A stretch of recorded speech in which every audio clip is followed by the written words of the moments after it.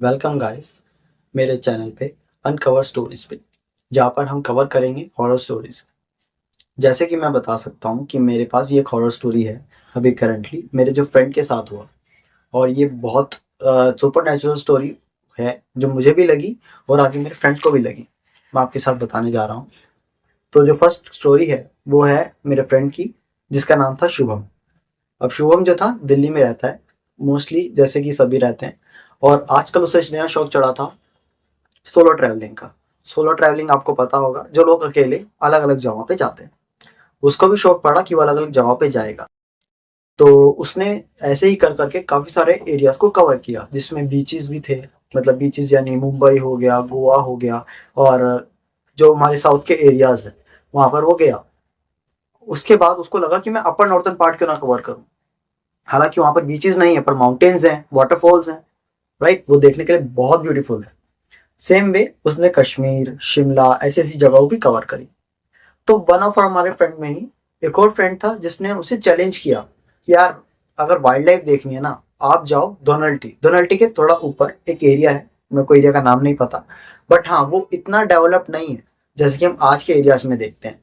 वहां पर अभी भी फॉरेस्ट है, वाइल्ड लाइफ है, और बहुत ही कच्चे रास्ते हैं जहाँ पर मतलब जो नॉर्मल विलेजर्स नहीं या फिर आसपास रहने वाले लोगों ने इसलिए बना रखे हैं ताकि वहां से लकड़ियां काट के या फिर जंगल का कुछ भी गुट काट के एक जगह से दूसरी जगह लाया जा सके। और इसको उसने चैलेंज एक्सेप्ट कर लिया कि हाँ कोई बात नहीं, है तो रास्ता ही। तो उसने ये चीज सोची नहीं कि वहां पर अनडेवलप्ड एरिया तो वो रहेगा कहाँ, जाएगा कहाँ, बस उसने एक्सेप्ट कर लिया तैश में आकर। सेम वे उसने क्या किया, उसने अपनी बुलेट उठाई, दिल्ली से उसने ड्राइव करना शुरू किया। जो उसका दिल्ली से वहां तक का किलोमीटर था वो कुछ 9 घंटे का रास्ता था। तो उसने सोचा कि हाँ मैं चला जाऊंगा, कोई दिक्कत नहीं। सुबह 6 बजे ही वो दिल्ली से निकल गया। 6 बजे दिल्ली से निकला अपनी बुलेट लेकर, और चलते चलते चलते चलते वो देहरादून तक पहुंचा। देहरादून के थोड़ी सी ऊपर एक एरिया पड़ता है, महासी देहरादून। जब वो वहां पर पहुंच गया तो बहुत तेज बारिश स्टार्ट हो गई। वो इतनी तेज स्टार्ट हो गई कि उसकी बाइक स्लिप करने लगी। उसने फिर भी हिम्मत दिखाई और चलता गया। उसने देखा कि जैसे जैसे वो ऊपर जा रहा है, जैसे जैसे उसने मसूरी पार करी, उडनल्टी के पास आ रहा है, बारिश तो तेज हो ही रही है, साथ साथ रात भी हो रही है, अंधेरा हो रहा है। अब अंधेरे में एक ऐसे माउंटेन एरिया में ना स्ट्रीट लैंप्स होते हैं ना और कोई एमिनिटीज होती हैं। आसपास के जो लोग हैं वो भी नहीं होते, क्योंकि माउंटेन एरिया में कोई घर नहीं होता मोस्टली। तो जब वो उस एरिया से जा रहा था तो उसको डर लग रहा था कि पहाड़ी एरिया में अगर उसकी बाइक स्लिप हो गई, क्योंकि वो धोनल्टी से थोड़ा ऊपर जा चुका था। और जहाँ पर रास्ते वैसे ही थे, कच्चे रास्ते थे, बाइक बहुत स्लिप हो रही थी, मिट्टी में फंस रही थी। तो उसने सोचा कि अभी वो रिस्क नहीं लेता, सुबह की जगह वो घूम लेगा, इधर उधर वीडियोस वगैरह बना लेगा। उसने सोचा कि वो अपनी बाइक को रखेगा आराम से, और फिर ढूंढता है आसपास अगर कोई भी अलग होटल रेस्टोरेंट उसे मिल जाए रात गुजारने के लिए। उसने वहां से उतरा, अपनी बाइक को लगाया साइड में एक रास्ते पे, फिर ढूंढना चालू किया। उस किस्मत से उसको थोड़ी दूर जाते एक कॉटेज मिल गया। एक छोटा सा कॉटेज बना रखा था, काफी सुंदर सा छोटा सा कॉटेज था, और रात हो रही थी, बारिश तेज हो रही थी। उसके पास कोई अलग ऑप्शन नहीं था। उसने सोचा कि अगर मैं मालिकों के पास जाऊंगा, उनसे पूछूंगा कि अगर मैं पैसे देकर थोड़ा रह सकता हूँ, तो पैसे के लिए कौन ही मना करता है। सेम वे उसने किया, वो रात को गया। पहले तो उसने बहुत बार गेट खड़काया कि कोई नहीं आया। वो गेट खड़काता रहा, खड़काता रहा, और जैसे ही वो जाने वाला था गेट पे कोई आया। वहां पर एक मूंछों वाले अंकल आए, जिन्होंने बोला कि हाँ बेटा ये मेरी प्रॉपर्टी है। तो उसने बताया कि जैसे बारिश हो रही है, मुझे रहने के लिए जगह दे दो, भले मैं आपको पैसे दे दूं। उस अंकल ने मना कर दिया कि पैसे देने की जरूरत नहीं बेटा। उसको लगा कि यार यहाँ के लोग तो बहुत अच्छे हैं। वो वहां पर आराम से रहने लगा। तो अंकल ने उसे अपने ही साथ का एक रूम दे दिया, और रूम बहुत बड़ा था। हालांकि वो कॉटेज था बट स्टिल उसका रूम बड़ा था। जहाँ पर रूम में घुसते ही उसे एक सोफा मिला, और सोफे के ठीक सामने एक बेड था, बीच में एक छोटी सी टेबल ताकि वो कुछ खा पी सके। जैसे कि वो ट्रैवलिंग से बहुत थक चुका था तो उसने सोचा कि खाना पीना बाद में करते हैं, सीधा सो जाते हैं। पर उसको एक प्रॉब्लम थी कि उसे जल्दी से नींद नहीं आती थी। तो उसने क्या किया, पहले तो अपने घर वालों को इन्फॉर्म करना चाहा कि यार मैं पहुंच तो चुका हूँ, एक बार घर वालों को बता दो कि मैं सही सलाम। तो उसने पहले फोन करना चाहा, घर वालों ने फोन नहीं उठाया। कोई दिक्कत नहीं।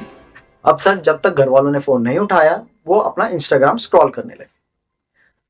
उसे बीच में दिखा कि एक ऐसी रील जिसमें एक ऐसा फिल्टर था, जब वो ऑन करेगा और अपने टैटूज या फिर कोई भी ऐसी डार्क जगह पे लिखाएगा, तो वो चीज जो थी वो ग्लो करने लगेगी येलो कलर। मोस्टली आप लोगों ने भी इस तरह की फिल्टर इंस्टाग्राम पे देखे होंगे। सेम उसने भी देखा। उसने कहा यार टैटू तो मैंने बना ही रखा है लेफ्ट आर्म पे। अगर जो लोग नहीं जानते हैं, मैं नॉर्मल बताया था, उसके लेफ्ट आर्म पे एक बहुत अच्छा टैटू है बुल का। तो उसने सोचा कि मैं उस पर लगाऊंगा, रील बनाऊंगा, बहुत फेमस होगा। तो उसने कैमरा ऑन किया, इंस्टाग्राम का फिल्टर चूज किया। जैसे ही वो रील बनाने वाला था, उसके घर वालों का फोन आ गया, जैसे कि उसने कुछ टाइम पहले ट्राई किया था। उसने फोन पे बात करी। करीब 20-25 मिनट बात करने के बाद जब उसने फोन काटा, उसने ये भूल गया था कि वो फिल्टर तो ऑन है। वो आराम से लाइट फाइट बंद करने लगा, बट स्टार्ट ही उसने देखा कि उसका फिल्टर ऑन है, उसका कैमरा चालू है। तो उसको याद आ गया कि हाँ मुझे तो रील बनानी थी। तो आराम से अपने बेड पे जाके बैठा, उसने फिल्टर चालू किया, अपनी बाजू से हाथ ऊपर करके कैमरा देखने ही लगा।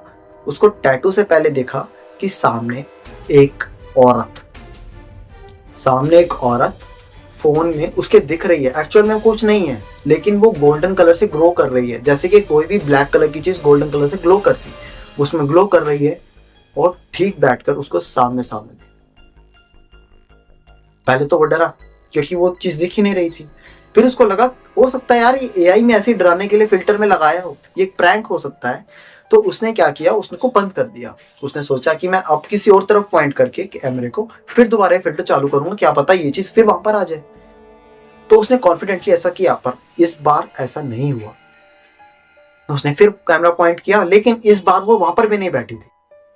जिस कॉटेज में वो रह रहा था, मैं आपको बता दूं, वो कॉटेज पूरा वुडन का बना हुआ था। पहाड़ी एरिया में जो घर, कॉटेजेस, होटल्स होते हैं, वो वुडन के बने होते हैं, क्योंकि वहां बर्फ पड़ती है। जब उसने ये चीज देखी, तो उसने कहा यार शायद मेरे को ही गलत फहमी हुई कि ये सब चीजें हो गई।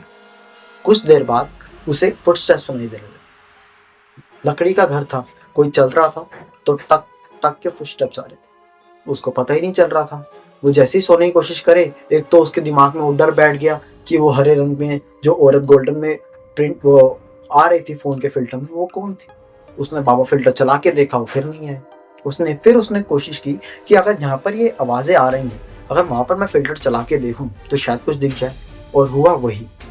उसने फिल्टर चलाया, उसने देखा कि एक औरत आस पास उसके बैठ के घूम रही है। और वही औरत जैसे जैसे वो फोन कर रहा था घूम रही थी, और किसी और जगह कर रहा था वो नहीं आ रही थी। वो इतना डर गया कि अपना सामान वगैरह सब वहां छोड़ के बाहर की तरफ गया। और दूसरे साथ ही सोए हुए दूसरे अंकल को, जिसने उसको इजाजत दी थी कॉटेज में आने के लिए, उसका गेट दोबारा खड़काने लगा।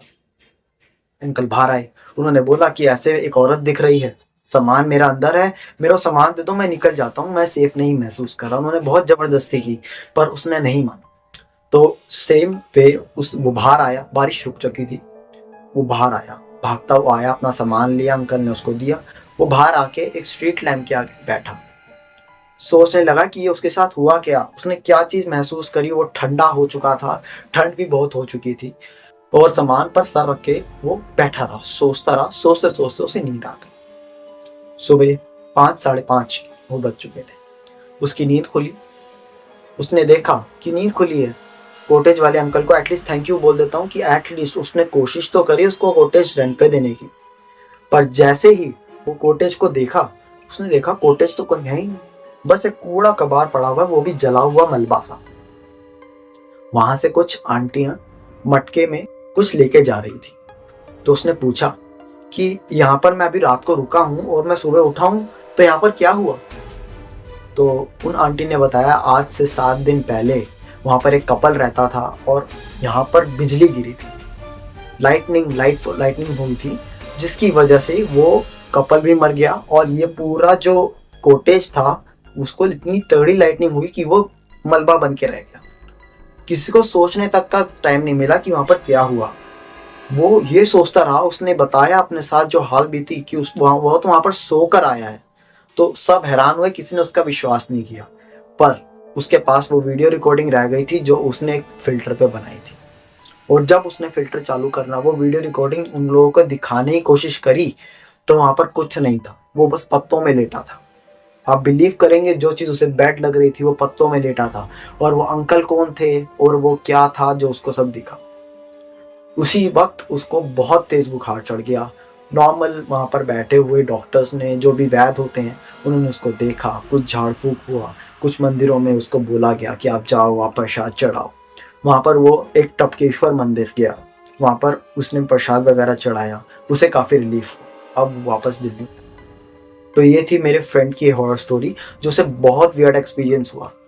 मुझे नहीं पता कि शायद ये एक एआई ग्लिच था, एक फ़ोन के फ़िल्टर का मज़ा था, या उसके साथ ये क्या हुआ। अगर फ़ोन के फ़िल्टर का मज़ा था तो वो कॉटेज कौन सा था जहाँ पर वो था, और अगर वो कॉटेज ही नहीं था तो वो अंकल कौन थे। इसी तरह की स्टोरी सुनने के लिए आप मेरे यूट्यूब चैनल को सब्सक्राइब कर दीजिए और बेल आइकन पर क्लिक कर दीजिए।